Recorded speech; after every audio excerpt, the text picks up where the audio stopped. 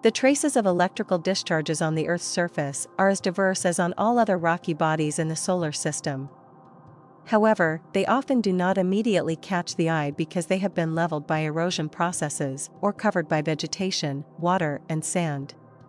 Nevertheless, a closer look reveals the typical characteristics of plasma discharges.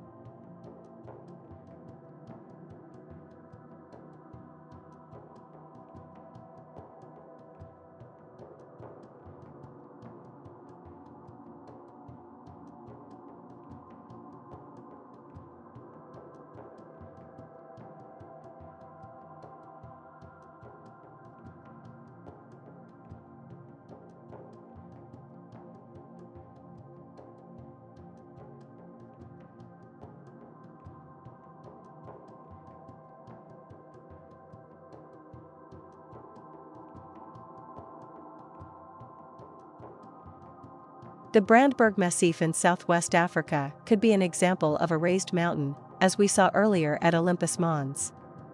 If we look at the immediate surroundings of the mountain, we can see both a crater and parallel grooves, all three formations packed together rather tightly. Either all of them were created by very different processes over millions of years, or in a single, short, catastrophic event. The most obvious electrical scar on Earth is probably the 400-kilometer-long Grand Canyon in the United States. It was almost certainly not the comparatively tiny Colorado River that created the branching ditch system over millions of years. Water, of course, seeks the lowest point in the landscape to drain off. It is therefore not uncommon for it to follow the course of electric trenches. But satellite imagery shows the Grand Canyon's similarity to the Valles Marineris and other trenches on Mars. As if with a scalpel, the canyon seems to have been cut into the surface. The branching pattern reminds us at once of a typical Lichtenberg figure. The unusual, step-shaped slopes are a characteristic of electrical discharges. And the fine division into stratigraphic layers could also be a result of electrical processes. Here we see a jar filled with ordinary soil.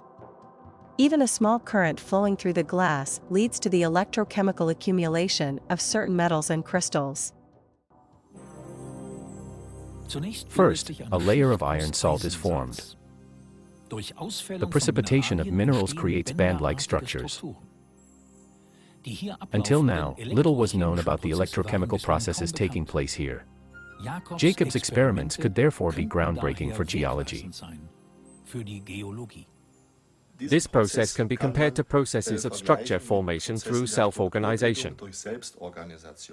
The field strengths used by the flashlight battery are far weaker than the field strengths can be measured in nature.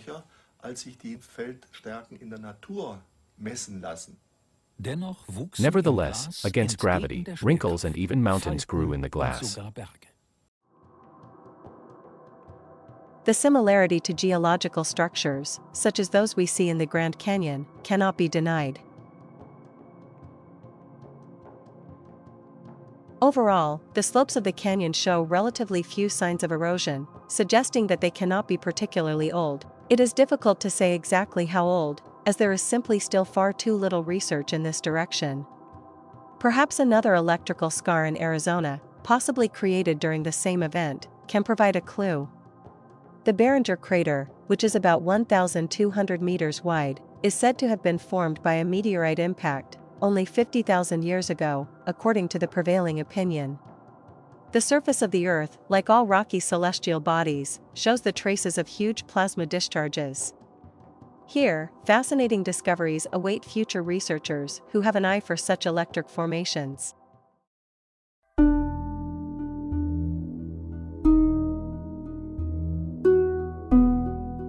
In the all-electric cosmos, there are no isolated worlds.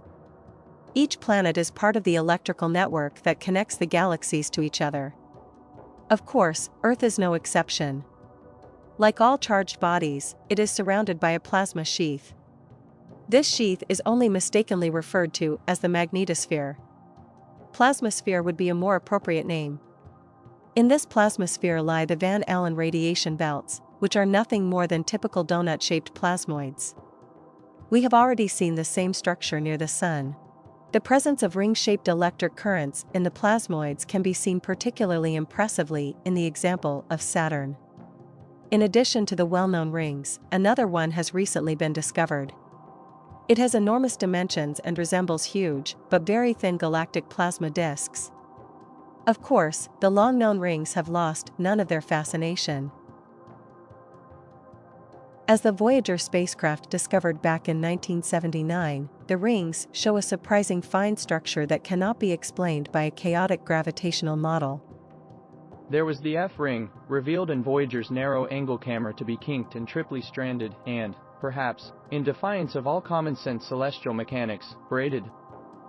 Saturn with its rings is strongly reminiscent of the structure of a homopolar motor, as we have already encountered it in the formation of galaxies. Electric currents could flow in the rings, which would explain their sinuous, braided shape. As early as the beginning of the 20th century, Christian Birkeland succeeded in creating glowing ring currents in his Turella experiments. Recent experiments in this direction also suggest an electrical nature of the rings. The corona, as an ionized, electrically charged part of the solar atmosphere, has already been mentioned. The terrestrial equivalent is the ionosphere, a layer of thin plasma that has not yet been explored in detail. Meteorologists jokingly call it the ignorosphere because so little is known about what happens there. This ignorance apparently proved fatal to the crews of the Space Shuttle Columbia in 2003. During re-entry into the atmosphere, the shuttle broke apart, killing all 7 astronauts. The official cause is said to have been a mechanical failure of the heat shield due to falling debris during takeoff. However, an amateur photographer from San Francisco took a shot of the shuttle just before it broke apart. In the photo, a flash can be seen following the ionized plasma trail of the shuttle and finally hitting the shuttle. Unfortunately, the photo of this flash cannot be shown here, as NASA keeps it under lock and key. Whether the Columbia was actually destroyed by a powerful lightning strike directly from the ionosphere is still unclear. On the other hand, it has been proven beyond doubt that huge electrical discharges take place in the upper atmosphere. Above storm clouds, so-called gnomes, red sprites, and elves are observed. Here, enormous electric currents flow between the ionosphere and thundercloud. Most of us are familiar with the explanations for how terrestrial thunderstorms supposedly originate. Regionally warmer, rising air masses are expected to cool down at higher altitudes. This is supposed to somehow lead to charge separation in the resulting cloud.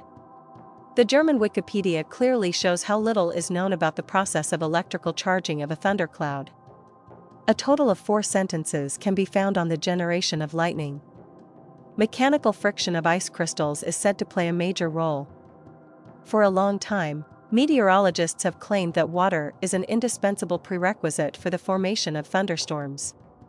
However, we have known better since the mid-1970s. When the Russian Venera probes visited Venus, they found enormous lightning activity, even though Venus has no water in its atmosphere.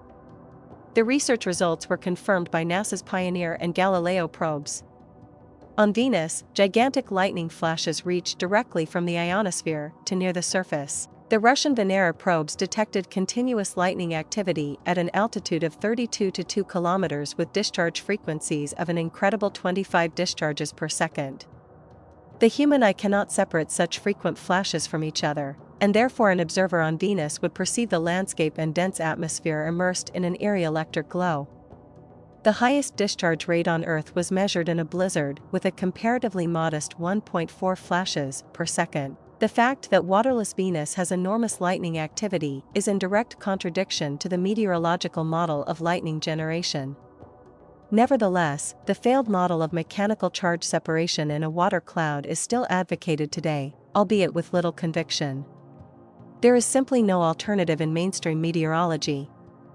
Where would the electricity come from if not from the cloud itself? The all-electric model, on the other hand, sees the Earth as part of a cosmic discharge process. The energy for all our weather phenomena comes from space. The current is stored in the ionosphere, where areas of locally stronger charge are formed. Underneath these areas, water vapor is electrically sucked up. A thundercloud is created as a path for the current. The elves and goblins are visible discharges between the ionosphere and the cloud layer. The lightning bolts known to us bridge the last part of the way to the Earth's surface. Just as the electricity for your TV is not produced in the TV or your house, and just as the energy of the sun is not produced in its interior, so it is with thunderclouds. Plasma transports electricity over enormous cosmic distances, just as electrical wires conduct our electricity. We are fortunate to have so much water on Earth. Water molecules are dipoles that can therefore conduct electric current. Water could be described with some justification as cold, degenerate plasma. Due to its electrical conductivity, it provides a path from the ionosphere to the Earth's surface. Venus lacks such a medium. As a result, the ionosphere of our neighboring planet becomes highly charged. Powerful, rapid flashes of lightning are the result. The approximately 1,600 simultaneous, relatively small thunderstorms on Earth, on the other hand, help to compensate for the charge differences between the Earth and the surrounding plasma in many small discharges to and from the surface. However, the fact that there are many small thunderstorms on Earth does not mean that there are not also stronger discharges. As we have already seen, the structure of an electrical discharge changes with its strength. Rotating funnels or cylinders are formed from filaments that resemble tornadoes. In this simple experiment, a current is passed through a magnet and water containing electrolytes. We can see how a rotating funnel, a miniature tornado, forms in the glass. On Mars, there are kilometer-high, so-called dust devils. They came as a surprise, as the atmosphere of the red planet should actually be too thin for such tornadoes. To understand them, NASA scientists hunted little dust devils in the Arizona desert. To their astonishment, they discovered strong electric fields of up to 10,000 volts per meter. In the all-electric model, this is far from surprising. The granules of the sun's photosphere can be described as giant tornadoes that line up closely together. Sometimes single solar tornadoes reach higher altitudes, as can be observed here very nicely.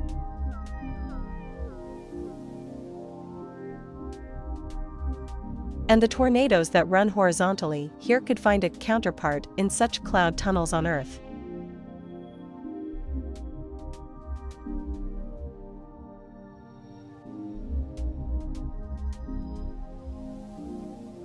Terrestrial sandspouts and Martian dust devils can be understood as lower energy versions of solar tornadoes. If the charge in the Earth's ionosphere becomes very large, it can lead to a longer lightning discharge, a tornado.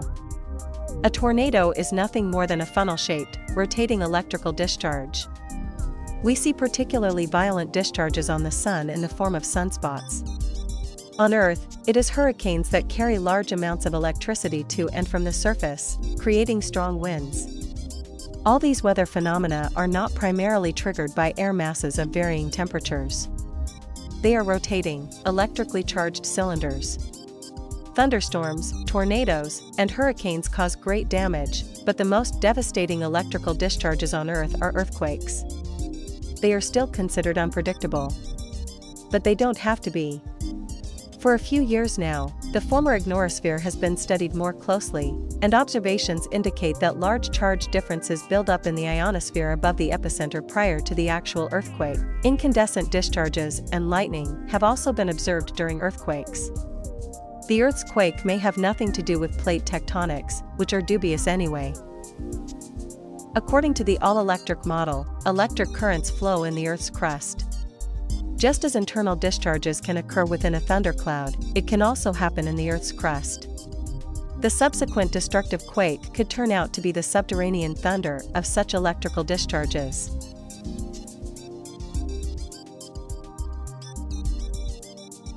In the all-electric cosmos, volcanoes are also electrical phenomena.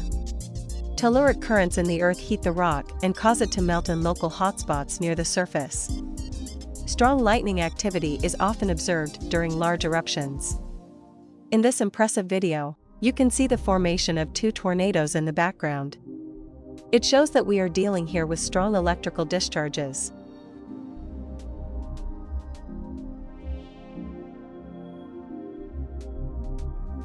The area between the ionosphere and the Earth's surface is the part of the atmosphere where our weather takes place. Similarly, the photosphere is the region of the Sun's atmosphere where solar weather takes place. On Earth, there is relatively little but continuous lightning activity, and sometimes stronger discharges such as tornadoes, hurricanes, volcanic eruptions, and earthquakes. Solar weather is characterized by continuous, glowing tornadoes and periodic hurricanes that we call sunspots. In principle, the processes are the same. The differences lie on the one hand in the strength of the electrical discharges and on the other hand in the medium.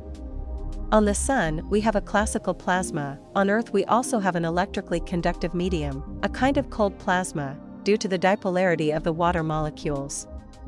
The high water content of our atmosphere therefore not only regulates the temperature quite decisively, it also keeps the strength of individual electrical discharges within limits and thus enables complex life on our planet.